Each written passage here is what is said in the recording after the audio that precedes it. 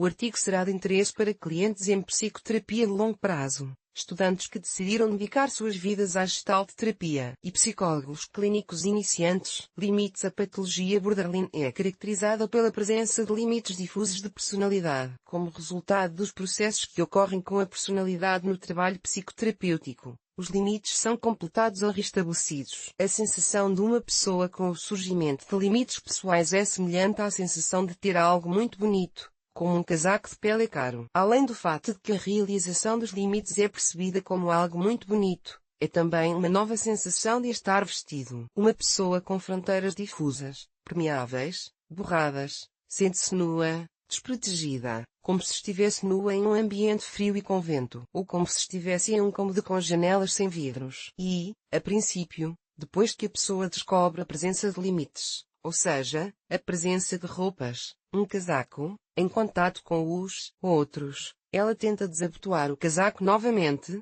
tirar as roupas, ou seja, voltar a se fundir, porque, por hábito, ela acha que é a fusão que proporciona segurança. De fato, a verdadeira segurança é proporcionada pelos limites e pela capacidade de construí-los. E a fusão é semelhante ao esquecimento de si mesmo, a um delírio quente, quando a pessoa está lá, mas não percebe, não se sente como uma pessoa. Ou seja, é uma segurança imaginária, a segurança da inexistência parcial psicológica. O próximo estágio no caminho da percepção dos limites pode ser a epifania de que o casaco de pele em contato pode ser desabotoado para facilitar a fala e a gesticulação. Ou tirar o casaco, mas não por muito tempo, pois tiramos todas as nossas roupas durante o sexo, mas depois da intimidade.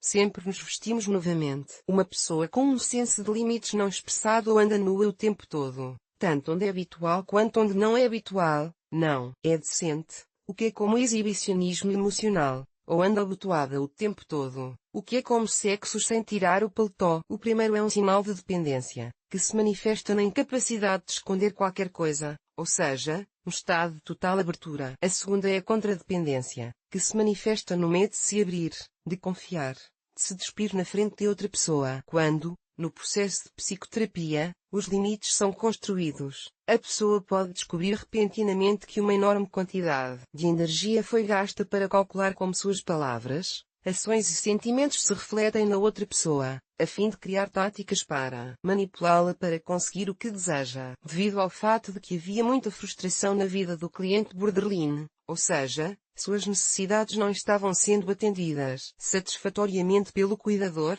o cliente borderline teve de aprender a manipular os outros, mas principalmente a si mesmo. Somente dessa forma, sacrificando sua personalidade, ele conseguiu obter a mínima necessária para sobreviver. A ausência de limites pessoais proporciona um grau maior de sensibilidade à outra pessoa, ou seja, a capacidade de se ajustar, de adivinhar o estado, de adivinhar a própria influência, a fim de manipular com mais sucesso. E a falta de limites proporciona anestesia feliz, esquecimento quente, para aliviar a dor intolerável da frustração. A pessoa não precisa mais manipular um objeto de dependência, pois agora ela, a pessoa, pode cuidar de si mesma. Um homem não precisa mais manipular a si mesmo. Uma pessoa sente que tem algo muito bonito. A pessoa se sente vestida, ou seja, protegida dos olhares, do frio da frustração. A necessidade de exibicionismo emocional desaparece. A vergonha da pessoa diminui. A pessoa libera uma grande quantidade de energia que foi gasta na manipulação por meio da automanipulação. A energia que a pessoa tinha dentro de si e que era utilizada para fazer a pessoa, self, é liberada e canalizada para a sociedade, ou seja, para fazer a ação. Vazios na personalidade. A família de pacientes borderline é como um navio com vazamento em vários lugares. Há tantos buracos quanto o número de membros da família. Esses buracos ou vazios individuais na personalidade de cada membro da família criam um vazamento no campo geral do sistema familiar. Por meio de buracos no fundo do navio, o casal tenta tapar esses buracos, mas cada um não está lidando com seu próprio buraco, mas está tentando tapar o buraco de seu parceiro e de si mesmo. Isso é sentido como uma necessidade da vida. Se isso não for feito, eles terão de sofrer com o seu parceiro para sempre, como em um navio que está afundando. A personalidade limítrofe é privada da percepção de que, de alguma forma, pode-se salvar deixando que seu parceiro faça o mesmo por ela. À medida que o número de membros da família cresce, aumenta a tensão dessa atividade inadequada.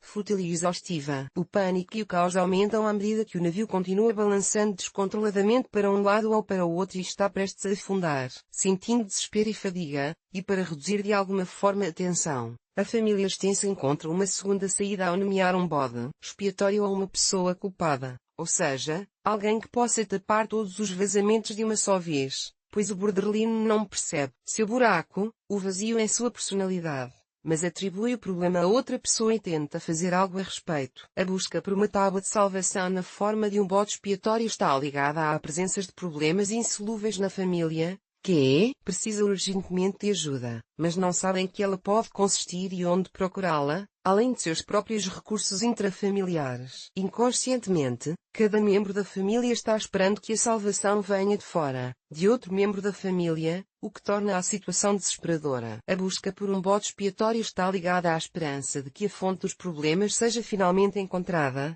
a pessoa que pode tapar todos os buracos de uma só vez, ou para quem você pode direcionar toda a sua energia para tapar o buraco. Isso ajuda a desviar a atenção dos problemas que se acumularam na família em nível psicológico a essa altura e a dar a ela, a família, uma chance de se manter à tona por mais algum tempo, projetando seus problemas em outra pessoa e fazendo algo com eles em vez de lidar com eles mesmos. Com a saída da família, hospitalização, morte por drogas, invalidez, essa tábua de salvação, a família se vê novamente frente a frente com seus problemas insolúveis. A divisão da personalidade, manifestada na busca pelo culpado, está ligada a distúrbios nos primeiros relacionamentos significativos. E a força que faz com que essas famílias lutem pela preservação é o medo da solidão, experimentado na infância em proporções catastróficas para a personalidade. Esse medo pertence ao nível da sobrevivência e, por sua vez, faz com que a família retorne ao nível de sobrevivência. Cada membro da família, em algum lugar do subconsciente,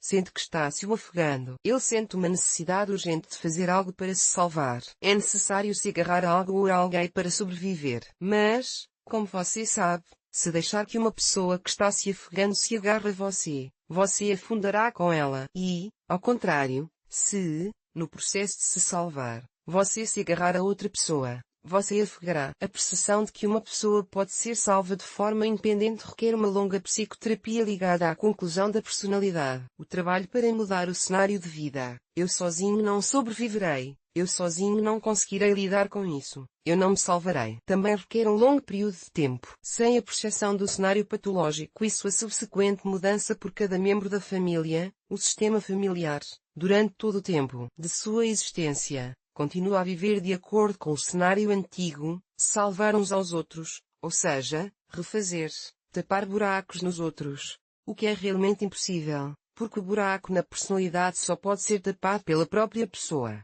tendo completado a personalidade por dentro. Ninguém pode tornar uma pessoa completa, somente ela mesma, já que o desejo de completar a si mesmo em contar a plenitude, vive para sempre, mas a própria inferioridade, falta de plenitude, graças às defesas, é eternamente projetada em outra pessoa. Isso é, de fato, relações eternas com um parceiro e filhos. Essas relações são muito fortes, ou seja, é praticamente um tormento eterno, inerente ao inferno e descrito de forma tão colorida em tratados religiosos. O fogo sob o caldeirão queima e queima, e não há possibilidade de sair do caldeirão com água fervente. Outra metáfora é sobre o mesmo sentimento de desesperança. O navio está afundando e não há como escapar, a não ser percebendo o que está acontecendo e fazendo mudanças pessoais. Se pelo menos um membro da família mudar, ou seja, for edificado em sua totalidade, todo o sistema familiar começará a mudar depois dele. Portanto,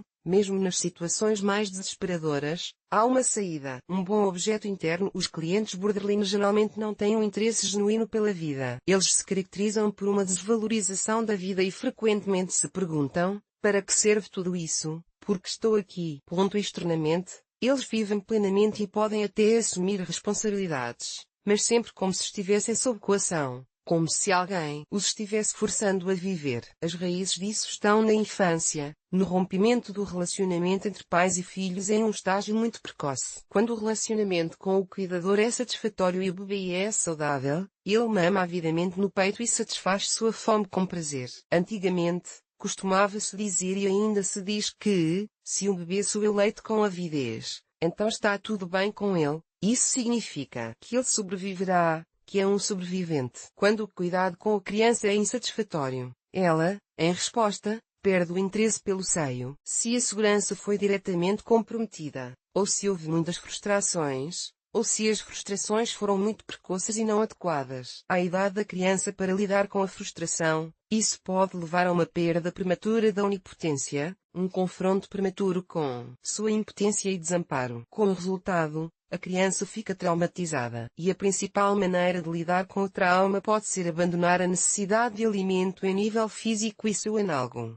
a necessidade de amar, em nível mental mais tarde na vida. Nesse caso, a criança pode mamar no peito de forma lenta, como se relutasse, como se estivesse sob compulsão, como se não estivesse com fome, ou recusar totalmente o peito. E, muitas vezes, a mãe precisa forçar e estimular a criança a pegar o peito. Sempre se diz que uma criança assim não é muito viável. Como resultado das frustrações vividas, a criança não consegue mais salvar o seio bom, dividindo-o em bom e ruim e agredindo o último. A libido enfraquece sob o ataque da raiva narcisista causada pela frustração excessiva. Como o seio agora é ruim, a criança, como escrevi acima, desiste da necessidade de ser nutrida, de desfrutar, de amar. No futuro, essa criança, ao se tornar adulta, percebe toda a realidade, a própria vida, como um seio ruim e se recusa a amá-lo, a mamá-lo, perde o interesse por ele. Há menor frustração. Os pacientes psicóticos e limítrofes se encontram de volta à zona de trauma e usam a maneira usual de lidar com a frustração. Eles se desligam da realidade do seio e começam a afundar ou cair,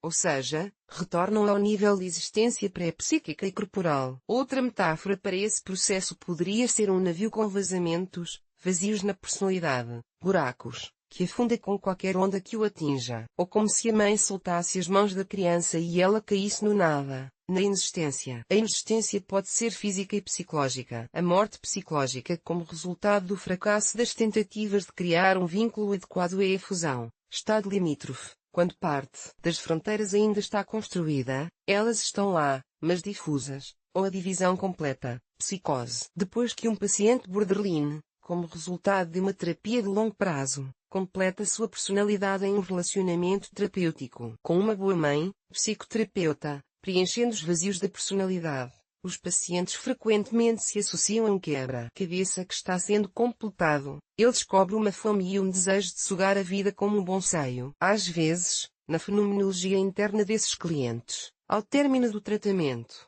há uma imagem visual de um bom seio, um seio cheio de leite delicioso e nutritivo. Assim, os clientes que concluíram com êxito um curso de psicoterapia recuperam o gosto pela vida que há muito perderam ou, em outras palavras, recebem um bom objeto interno, um bom seio, e voltam a mamá-lo com avidez. O princípio da voluntariedade é restaurado. Essa é uma variante desejável de uma terapia bem-sucedida.